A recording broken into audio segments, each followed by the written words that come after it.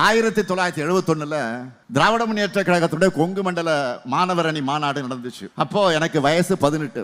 அந்த மாநாட்டில் நான் கலந்துக்கிட்டேன். அப்ப நான் என்ன பேசுறேன்னு தெரியுமா? இன்றைக்கு முரசொலி பத்திரிகையில பல்வேறு பத்திரிகைகள் இருக்கு. மொழிக்காக நம்முடைய இனத்துக்காக போராடுகிறோம். போராடுகிற இந்த நேரத்தில் நம்முடைய உயிரை இழக்கக்கூடிய தியாகத்தை செய்யறதுக்கு கூட காத்திருக்கிறோம். என்னுடைய தந்தைக்கு, கலைஞருக்கு சொல்றேன், என்னுடைய தந்தை கலைஞர் உட்கார்ந்து இருக்கிற மேடையில், என்னுடைய தந்தைக்கு 4 ஆண் பிள்ளைகள் இருக்கிறாங்க. அந்த 4 ஆண் பிள்ளைகள்ல ஒரு ஆண் பிள்ளை போயிடுற காரணத்தினால என்னுடைய தந்தை நிச்சயமாக கவலைப்பட மாட்டார். காரணம், மொழிக்காக இனத்துக்காக தனையனை இழந்த தந்தைன்னு என்னுடைய தந்தைக்கு பாராட்டு கிடைக்கும் என்று நான் பேசினேன். அப்படி பேசியவன் தான் உங்கள் முன்னால் இருக்கிற இந்த ஸ்டாலின். இதெல்லாம் அரசியல் அழுக்காக இருக்கக்கூடிய பழனிசாமிக்கு தெரியுமா? இவ்வளவும் பேசிட்டு இன்னைக்கு காலையில என்ன சொல்றா தெரியுமா? நான் அப்படி பேசவே இல்லை, கொரோனா காலத்துல ஸ்டாலின் காணாமல் போனாரும் தான் சொன்னேன். இப்படி பெல்ட் அடிச்சு அடுத்த போய் பேசி இருக்கிறார். பழனிசாமி அவர்களை ஆட்சியில் இருந்தாலும் இல்லாவிட்டாலும் எப்பவும் களத்துல இருக்கக்கூடியவன் தான் திமுக காரன்.